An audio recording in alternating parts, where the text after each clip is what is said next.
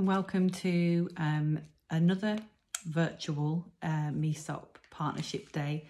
We've decided to do another one of these partnership days virtually with short videos that you're able to watch when it's convenient to you, but altogether should offer you some really important updates and some insights and hopefully some things that are quite interesting for you as well. There's a few videos on the agenda for this session. We've got some infection prevention and control updates, talking about why we do things the way that we do in terms of infection prevention and control, and why it's important that we do those things. There's a focus as well throughout some of the presentations on wellbeing and staff wellbeing, and Tracy Orlandi's got a session for you around sort of staff wellbeing, and as you know, there are various staff wellbeing services that are available, and I'd really encourage you to have a look on the Connect site. There's some really good services that are available to you because you work for the trust. There's a bit of a theme around psychological safety and a restorative culture, and those two things are really closely connected. And certainly conversations that I've been having with colleagues have been very much around psychological safety and really understanding what that is and why it's important for us at work. So I'd really encourage you to have a look at those things, and some of the videos, they're short, but they're really informative, and they're ones that you can go back and revisit as well. There's another couple of really interesting videos, one by Katie, who's one of our Band 6 clinical leads. So it's a bit of a day in the life of that role that's carried out by Katie on one of our wards, and also from Kate from our Dementia Outreach Service, talking about those innovations that are happening across our services. And what I would say about those things is they're really good opportunities for you to share what's happening within your day-to-day, within your role, within your team, something that you want to sort of raise the profile of and share with us. We're really keen to make sure that we're sharing those things across all of our teams and services in MESOP. That's the whole point of the partnership days. We want to be keeping in touch with each other and letting each other know where those innovations are happening and sharing that good practice. So just sort of reflecting on where we are at the moment, we're really busy. We've got lots of clinical contact and activity happening across all of our services as per usual. But on top of that, we've got still sort of the recovery, the catching up with things after the lockdowns, and working with our patients and their families to really support them and what they've been through. And that's increasing the pressure, I think, on our services in terms of the intensity and the complexity of the work that we're doing. On top of that, we've got a lot of transformation happening. As you know, there's been a commitment for significant investment into mental health services, which is long overdue. And we need to make sure that we're spending that money wisely, that we're planning those changes carefully, and that we're rolling them out and engaging with you as staff around those changes. So there's lots of things happening in terms of the long-term plan.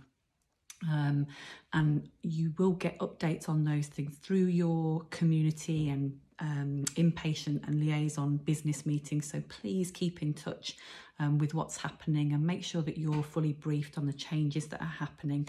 Your service managers can keep you fully updated on those things. Probably the most sort of immediate change that you might be aware of is our day services. So we've committed to having a rethink on the way that we deliver our day services and also our post-diagnostic services within the working age dementia service, and we're just about to start consulting with our staff around those and really sort of firming up what those ideas and changes will look like. The other change that we're looking at in terms of our community offer is to really increase our links and our connections with our colleagues in the third sector, within the voluntary sector. We've been doing some work already with Age UK, so you'll know that we've got a worry capture service that runs on our inpatient wards. They've also been working with us around discharge facilitation over the winter pressures money, and that's obviously been extended. So we've got a bit more engagement and partnership working with Age UK as an organisation already, and we're looking to see whether there's more that we can do to support our patients in the community with our voluntary sector colleagues. Alzheimer's Society is another organisation that we're engaging in some conversations with alongside our commissioners to think about how we build our service across the integrated care system, the ICS. So again, we'll keep you updated on those things through our service development and transformation group meeting, and you are very welcome to come along to that meeting if you would like to shadow that meeting to see the sorts of things that are discussed. Just talk to your line manager and we can make the arrangements to make that happen. Not only for your own sort of knowledge and understanding of what's happening, but you might have some suggestions, some ideas, some questions that prompt our thinking as well. So you're always very welcome to come along and shadow meetings across the directorate, and I'd encourage you to talk to your line manager about that. It might be something that you want to build into your appraisal for the year, so that you don't lose sight of that's something that that you want to develop and learn and build on for your own personal development. We've also been doing a fair amount of work listening to staff. So as you know, we had the staff survey last year. We've recently sent out a bit of an update on that. So, what you told us in the survey, in MESOP specifically, and what we've started to do with that information and how we're responding. And that was circulated quite recently, a bit of an update briefing. So if you missed that, just ask your line manager for that and we can get that resent around.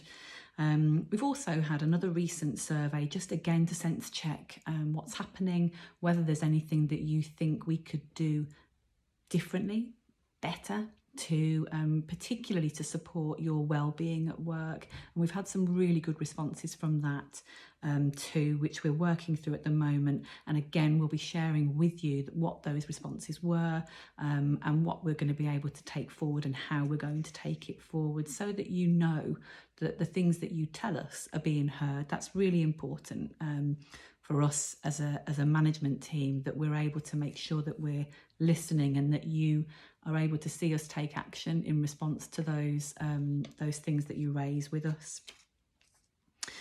One of the other things that I think has been born out of some of the stuff that we were told in the staff survey is around our workforce challenges.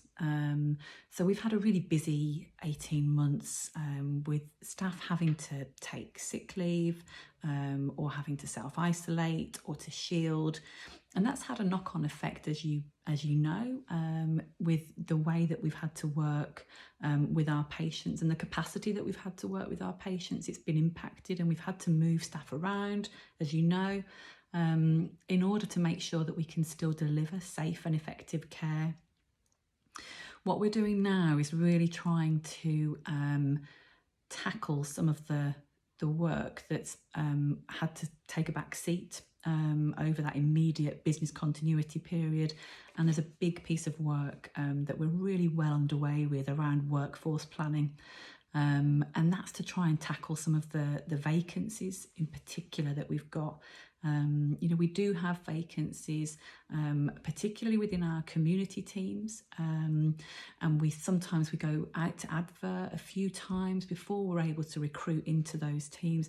So there's definitely something for us to do in terms of thinking about how do we attract staff, how do we go about recruiting staff, how do we go about making sure that staff, when they join us in MESOP, want to stay with us. And that's part of our workforce plan.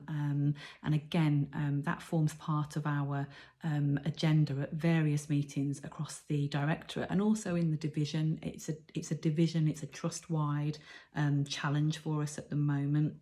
So we've got a real focus on that to address it. And I know that that's something that's really important to staff, because having enough people around you at work to carry out the work that needs to be done is a real it's really important in terms of staff wellbeing, because it reduces the workload pressure on you all. The other thing that I just wanted to briefly mention is that we are reinvigorating our clinical effectiveness forum, and it was really well attended this month. And again, I would really encourage you as clinical facing staff to get involved with that forum. And if it's something that you want to learn more about, perhaps come along to shadow a meeting and see what happens, what's discussed in there. Please speak to your line manager. Please see if that's something that you'd be interested in supporting. It's really important for making sure that we work in an evidence-based way across all of our teams, and it's about making sure that the work we do is based on good evidence, and it's in the best delivered in the best possible way. Finally, I just want to invite you to share your feedback with us. Do that through the emails that come out around the MESOP newsletter. Share your thoughts on that with us. Feed back to us through the email address for the newsletter. Come along to directorate meetings that perhaps you haven't been to before. The invitation is there for you. Please do come.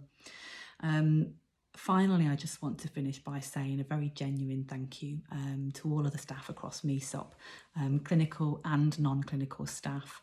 You're doing an amazing job at keeping our services running really well, really efficiently, and in the best way that we can do, given the situation that we've been in for quite some time. Things are changing, and what I see is staff being adaptable, being flexible and responsive, and speaking up as well, and telling us when things aren't quite right or not quite working well, and we need to keep that up. So yes, thank you for all that you're doing.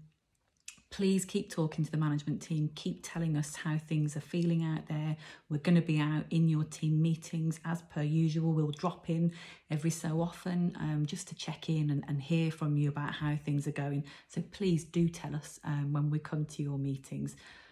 Personally, I look forward to seeing you soon. I'm trying to get round to every team just to drop in and say hi. But thank you for all you're doing, and hopefully see you soon.